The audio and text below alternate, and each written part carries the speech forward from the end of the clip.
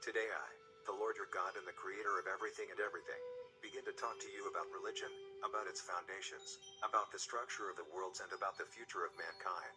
2.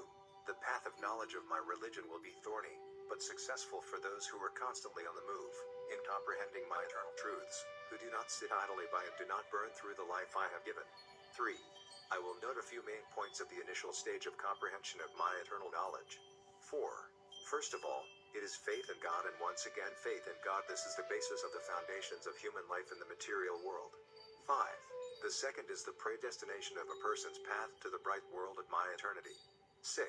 The third is the need for constant progress of the human personality, the need for development of the spiral of eternity. 7.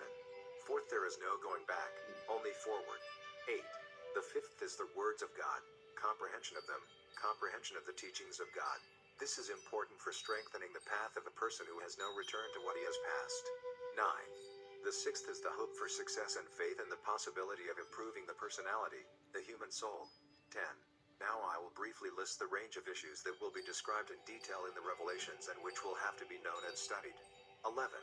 Let's start with the definition of being. 12. What is it? 13. In your material world, it is considered that everyday life determines consciousness. This is essentially an incorrect definition. 14. My definition sounds different. Consciousness determines life. 15. Over the centuries-old history of human development, people have so confused, so turned my definition upside down that the distorted version they adopted led society to a dead end of development, followed by emptiness and decay. 16. People have always turned to me and continue to turn to me for help. But what kind of help do you expect from me, people? 17. First you have to figure out what you have created, what kind of society you live in and what awaits you ahead. 18. After all, you not only have all the moral values mixed up, but, most importantly, the basic laws of your world are not defined at all. 19. You have been trying for many centuries to find an independent way of development of society and social relations without my help. But the result of these independent searches for eternal truths and ways to build a just society is always the same failure.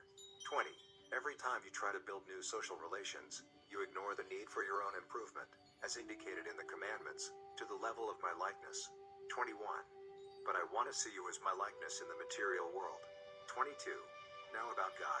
Who am I? I am God, omnipotent, and great. I am your creator, and everything comes from me.